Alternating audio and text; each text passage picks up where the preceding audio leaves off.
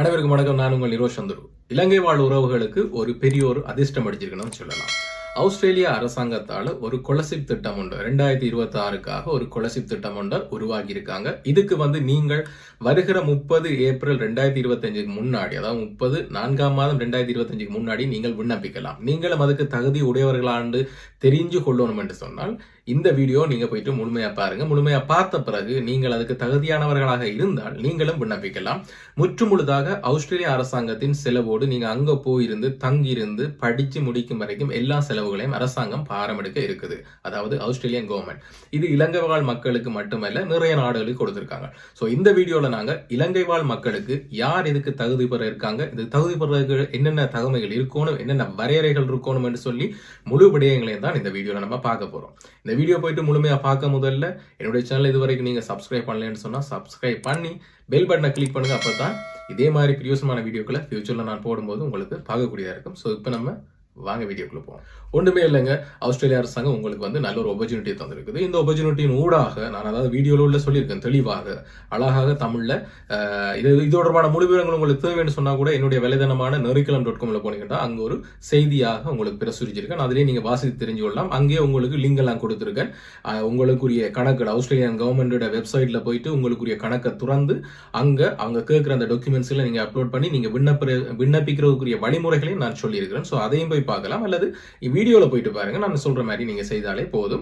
வீடியோல யூடியூப்ல நான் கீழே டிஸ்கிரிப்ஷன் கொடுத்துருக்கேன் அந்த லிங்க்ல நீங்க அந்த லிங்க்ல போயிட்டு உங்களுக்குரிய கணக்குல திறந்துட்டு நீங்கள் அதிலேயே விண்ணப்பிச்சு கொள்ளலாம். சோ இந்த வீடியோ பாத்தீங்கன்னு சொன்னா நான் ஆஸ்திரேலியன் கவர்மெண்ட் இந்த திட்டம் 2026 ஆரம்பிக்குது. ஆஸ்திரேலியா அவார்ட் ஸ்காலர்ஷிப்னு சொல்லி இந்த திட்டத்துக்குள்ள இலங்கை மக்களை உள்வாங்கி அவர்களுடைய வாழ்க்கை தரத்தை உயர்த்தி விடுறதான் ஆஸ்திரேலியன் கவர்மெண்ட் நோக்கம். அதாவது இரு நாடுகளுக்கான உறவுகளை போடணும், பொருளாதார ரீதியான ஒரு புரிந்துணர்வு ஒன்று இருக்கணும், அதே போல ஒவ்வொருவர வாழ்க்கையை உயர்த்தி விடுறதுக்கு அவர்களோட பங்களிப்பு இருக்கணும்னு சொல்லி அவர்கள் யோசிக்கணும். ஸோ அதைத்தான் வீடியோவில் சொல்லியிருக்கேன். வீடியோ மெதுவாக பாருங்க, உங்களுக்கும் நல்ல ஒரு சந்தர்ப்பம் இருக்குது.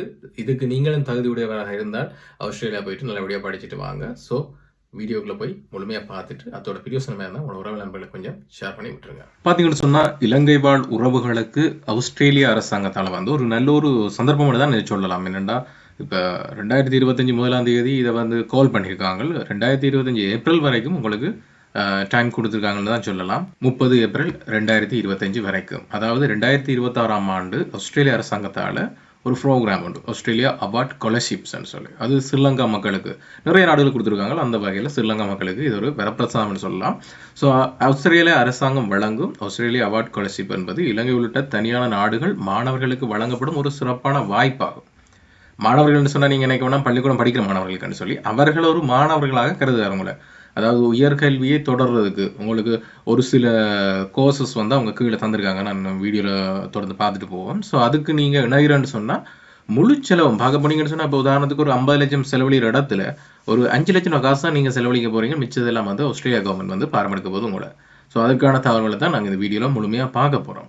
இந்த ஸ்காலர்ஷிப் திட்டத்தின் நோக்கம் ஆஸ்திரேலியாவின் சர்வதேச அபிவிருத்தி உதவி திட்டத்தின் ஒரு பகுதியாகவும் இந்த சட்ட பயிற்சிகள் இலங்கையில நல்ல நிலை வர்றதுக்கும் வறுமை ஒழிக்கிறதுக்கும் மற்றும் அரசியல் நிலைத்தன்மையை மேம்படுத்துறதுக்காகவும் இந்த ஸ்காலர்ஷிப் திட்டத்தை அவங்க இலங்கையில நடைமுறைப்படுத்துறாங்க. நிறைய கண்ட்ரில செய்யறாங்க, ஆனால் இலங்கையில.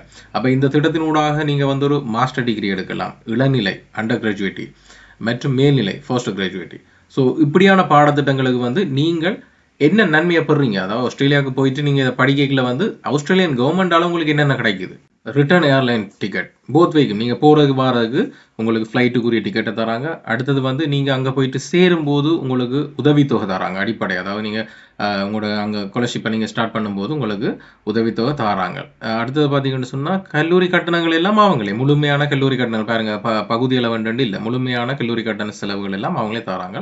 அடுத்தது நீங்கள் இந்த படிக்கிற காலப்பகுதியில் அங்கே உங்களுக்கு செலவுக்கு வாழ்க்கை செலவுக்கு உதவித்தொகை தராங்க. அதோடு சேர்த்து பார்த்தீங்கன்னா ஆரம்ப கல்விக்கு வழிகாட்டல் அதையும் செய்கிறாங்க. அடுத்தது ஆராய்ச்சி மாணவர்களுக்கு தேவையான நிதி உதவியும் செய்கிறாங்க. அதாவது நீங்கள் இப்போ ஒரு கோர்ஸை செய்கிறீங்கன்னு சொன்னால் அப்போ பார்த்தீங்கன்னா இதில் கால்நடை நிர்வாகம் ஒரு கோர்ஸை நீங்கள் செய்கிறீங்களா இருந்தாலும் அதுக்கு ஆராய்ச்சிக்கு தேவையான உதவித்தொகையிலையும் நீங்கள் அங்கே பெற்றுக்கொள்ளலாம். அப்போ முற்றுமுழுதான் நான் சொன்ன மாதிரி ஒரு 50 லட்சம் ரூபா செலவழிக்கிற இடத்துல ஒரு 5 லட்சம் ரூபா காசு தான் நம்ம போகிற உடுப்புகள் தங்குற உடுப்புகள் எங்களோட பர்சனல் செலவுகளுக்கு ஒரு கொஞ்சம் செலவுகளை செய்ய போகிறோம். மற்றது இந்த கற்கனரி தொடர்பான செலவுகள் எல்லாத்தையும் அரசாங்கமே பாரம் எடுக்கிறதுக்கு தயாராக இருக்குது ஆஸ்திரேலியாவில். அப்படி நீங்கள் இங்கே போகும்போது எப்படியான பாடப்பிரிவுகள் வந்து உங்களுக்கு அவைலபிளாக இருக்கும், கிடைக்கக்கூடிய இருக்குது. நீங்கள் சாய்ஸ் பண்ணுறதுக்கு இப்போ நிறைய இதைத்தான் படிக்கணுமெண்ட் இல்லை, நிறைய துறைகள் இருக்குது. ஸோ அதில் வந்து நீங்கள் சாய்ஸ் பண்ணலாம். இப்போ ஃபஸ்ட்டு பார்த்தீங்கன்னு சொன்னால் கால்நடை நிர்வாகம் மற்றும் அரசு துறை மேலாண்மை, பொருளாதார மேம்பாடு, அடுத்தது வந்து வணிகம் மற்றும் வர்த்தகம், மற்றது தகவல் தொழில்நுட்பம் ஐடி, பெண்கள் சமத்துவம், அடுத்தது வந்து இனசார்பற்ற ஒப்புரவு பிரிவுகள் ஆஸ்திரேலியா சார்ந்து எல்லா நாடுகளையும் இருக்கும். ஸோ அங்கே ஒரு சில கோர்ஸ்கள் இருக்குது. ஸோ அதை அவங்க விளக்கம் இங்கே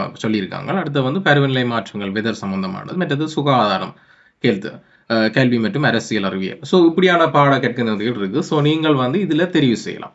அப்போ நீங்கள் இப்படியான பாடநெறிகளை நீங்கள் தெரிவு செய்தா இருந்தாலும் இந்த அவார்ட் ஃபங்க்ஷனுக்குள்ளே நீங்கள் எலிஜிபிள் ஆகிறதா இருந்தாலும் உங்கள்கிட்ட ஒரு சில தகமைகள் இருக்கும்.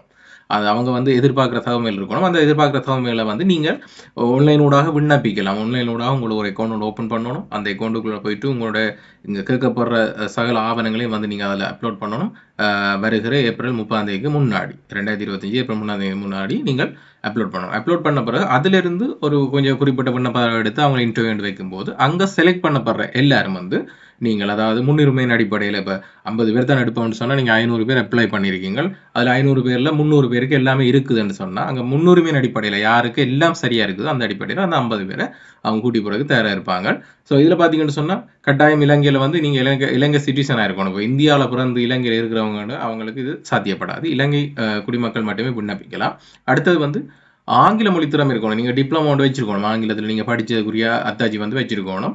அதுக்கு வந்து அவங்க குறிப்பிட்டிருக்க விடயம் வந்து ஏதாவது ஒரு அங்கீகரிக்கப்பட்ட இதில் வந்து நீங்கள் ஆங்கில திறமையை வெளிப்படுத்தக்கூடிய டிப்ளமோ ஒன்று வச்சிருந்தா சரி. அரசு துறை விண்ணப்பதாரர்கள் இப்போ கவர்மெண்ட் ஜாப்பில் வேலை செஞ்சு கொண்டு இருக்கிற நீங்கள் எல்லாம் இப்போ மேலே குறிப்பிட்ட மாதிரி நீங்கள் ஸ்ரீலங்கா சிட்டிசன், ஓகே, அடுத்த ஆங்கில மொழி திறமை இருக்குது. அப்போ நீங்கள் அரசு துறையில் விண்ணப்பம் சொன்னால் நீங்கள் அங்கே 3 வருஷம் சரி நீங்கள் அங்கே வேலை செய்திருக்கணும். அதாவது மேலே குறிப்பிடப்பட்ட இந்த கற்கநெறிகள் தொடர்பாக ஏதாவது ஒன்றுக்குள்ளே நீங்கள் வேலை செய்வீங்களா இருந்தால் அதில் 3 வருஷம் அனுபவம் இருக்கணும் உங்களுக்கு அரசு துறையில். அடுத்து தனியார் துறை மற்றும் சமூக நிறுவன விண்ணப்பதாரர்கள் சம்பந்தப்பட்ட துறையில் குறைந்தபட்சம் 3 வருடம். அதே அவங்களும் அப்படித்தான், தனியார் துறையும் அல்லது சமூக நிறுவன விண்ணப்பதாரர்கள் சம்பந்தப்பட்ட துறையில் 3 வருடம் அனுபவம் இருக்கும்னு சொல்லியிருக்கு. அதோடு சேர்த்து இப்போ வேலை செய்கிற இடங்களில் வந்து நீங்கள் 2 வருஷத்துக்கு இப்போ நீங்கள் 2025 விண்ணப்பிக்கிறீங்க ஆரம்பத்தில். ஸோ 2026 வரைக்கும் இந்த காலப்பகுதியில் வந்து உங்களோட வேலையில் நீங்கள் இருப்பீங்கன்றதுக்கான ஒப்புதல் கடிதங்களை வந்து நீங்கள் ஒப்படைக்கணும். இலங்கை சேவை செய்வது ஒப்புக்கொள்ள பண்ணி நீங்கள் இலங்கையில் வேலை செய்தான்னு சொல்லி. அடுத்தது வந்து முந்தைய ஆஸ்திரேலிய அரசு திட்ட உதவியில கடந்த 2 அதாவது இப்போ 2023 2022 2024 வந்து நீங்கள் ஆஸ்திரேலியாவில் ஏதாவது ஒரு உதவியை நீங்கள் பெற்றிருக்க கூடாது அப்படின்னு சொல்லுது. இலங்கையில இருந்து நீங்கள் ஆஸ்திரேலியாவில் ஏதோ ஸ்காலர்ஷிப் திட்டமோ ஏதாவது ஒரு திட்டத்தை வந்து நீங்கள் பெற்றுக்க கூடாதுன்னு சொல்ல வரணும். அப்போ தேவையான ஆவணங்கள் இதெல்லாம் ஓகே, இந்த வரையறை இருக்கணும். அதுக்கு நீங்கள் என்னென்ன ஆவணங்கள் இதில் உட்படுத்தணும்னு சொல்லியிருக்காங்க. அப்போ தேவையான ஆவணங்களை பார்த்தீங்கன்னா பட்டம் மற்றும் பல்கலைக்கழக புள்ளி விவரங்கள், சர்டிஃபிகேட் காப்பி, நீங்கள் டிப்ளமா இருக்கட்டும், ஏதாவது உங்களோட கையில் நீங்கள் இப்போ ஒரு கவர்மெண்ட் உத்தியோகம் செய்கிறீங்கன்னு சொன்னால் உங்களோட படித்த ஆவணங்கள், பட்டம் எல்லாத்தையும் குவாலிஃபிகேஷன் சொல்லி நீங்கள் வச்சிருப்பீங்க தானே, எல்லாத்தையும் அதில் கொடுத்து தானே நீங்கள் அங்கே வேலையில் சேர்ந்துருப்பீங்க. ஸோ அதுகளுக்குரிய ஆவணங்கள் எல்லாத்தையும் வந்து உறுதிப்படுத்தின கொப்பிகளை வந்து நீங்கள் அப்லோட் பண்ணுங்க. நான் அதுக்குரிய வெப்லிங்க் உங்களுக்கு சொல்கிறேன். அடுத்தது வந்து உங்களோட தேசிய அடையாள அட்டை, அதாவது நீங்கள் இலங்கை சிட்டிசன் உறுதிப்படுத்துகிற வகையில் தேசிய அடையாள அட்டை அல்லது கடவுச்சீட்டு அல்லது ஓட்டுநர் உரிமம் டிரைவிங் லைசன்ஸ் இருந்தால் போதும். அடுத்தது சிவி, அதாவது உங்களோட பயோடேட்டான்னு சொல்லுவீங்க இல்லையா, அதை நீங்கள் ப்ரிப்பேர் பண்ணி வச்சுக்கொள்ளுங்க. இந்த மேலே சொன்ன அந்த பட்டம் மற்றும் பல்கலைக்கழக புள்ளி விவரங்களோட அந்த சர்டிஃபிகேட்ஸை எல்லாத்தையும் மென்ஷன் பண்ண மாதிரி இந்த சிவியை நீங்கள் ப்ரிப்பேர் பண்ணிங்கன்னா சரி. அடுத்தது வந்து வேலை அனுபவத்திற்கான உறுதிமொழி பத்திரம், அதாவது நீங்கள் எங்கள் அரசு துறை தனியார் துறை 3 வருட அனுபவம் இருக்குன்னு சொன்னவங்க தானே, அதை கன்ஃபார்ம் பண்ணுற வகையில் நீங்கள் எக்ஸ்பீரியன்ஸ் லெட்டர்ஸ் ஏதாவது ஒன்று எடுத்து வச்சிருந்தீங்கன்னா ஓகே. அடுத்து வந்து ஆங்கில மொழி திறன் சான்றிதழ், நான் சொன்ன ஏற்கனவே அங்கீகரிக்கப்பட்ட பிரைவேட் கம்பெனிகளில் வந்து நீங்கள் அந்த சான்றிதழ் எடுத்து வச்சுக்கணும். அந்த சான்றிதழையும் நீங்கள் உறுதிப்படுத்தி வச்சிருந்த போதும். அடுத்த ரெக்கமெண்டேஷன் லெட்டர்ஸ் வந்து நீங்கள் எடுத்தீங்கன்னா சரி, ப்ரொஃபஷனலாக அல்லது அகாடமிக்காக நீங்கள் எடுத்துட்டீங்கன்னா சரி. இந்த ஆவணங்கள் எல்லாத்தையும் நீங்கள் எல்லாமே சரி பண்ண பிறகு இந்த பாருங்கள், இதில் நான் கீழே கொடுத்துருக்கேன். இந்த வெப்சைட்டில் வந்து பார்த்தீங்கன்னு சொன்னால் ஓசிஸ்ன்னு சொல்லி இருக்குது. இதை கிளிக் பண்ணிங்கன்னா உங்களுக்கு ஒரு லிங்க் கொண்டு ஓப்பன் ஆகும். இதுதான் அந்த வெப்சைட். ஸோ இங்கே தான் நீங்கள் வந்து அப்லோட் பண்ண போகிறீங்க. இந்த டாக்குமெண்ட்ஸ் எல்லாம் நான் ஏற்கனவே வீடியோவில் சொன்ன மாதிரி எல்லா தகவலும் உங்களுக்கு இருக்குது. நீங்கள் டாக்குமெண்ட்ஸ் எல்லாம் இருக்குது, எல்லாம் ரெடி பண்ணிட்டீங்க, ப்ரிப்பேர் பண்ணிட்டீங்கன்னு சொன்னால் இந்த வெப்சைட்லாம் வந்து நீங்கள் வந்து அப்லோட் பண்ண போகிறீங்க. இது வந்து ஆஸ்திரேலியன் கவர்மெண்ட்டோட இந்த ப்ரோக்ராமுக்காக தனிமைப்படுத்தப்பட்ட ஒரு வேலைதளம். ஸோ இதில் வந்து நீங்கள் ஃபர்ஸ்ட்டுக்கு இங்கே பார்த்தீங்கன்னு சொன்னால் லொகான் ரெஜிஸ்டர்ன் இருக்குது. ஸோ அதை கிளிக் பண்ணுங்கள். அதை கிளிக் பண்ணிவிட்டு நான் இப்போ உள்ள விராவாரியாக நீங்கள் உங்களுக்கு போய் சொல்லலை, ஆனால் ஃபர்ஸ்ட்டுக்கு நீங்கள் எப்படி ரெஜிஸ்டர் பண்ணுறேன்னு சொல்லி நான் சொல்லித்தரேன். இது ஆல்ரெடி ரெஜிஸ்டர் பண்ணவங்க நார்மலாகவே இமெயில் அட்ரஸ் பாஸ்வேர்டை போட்டு அவங்க லொகான் பண்ணிக்கொள்ளலாம்.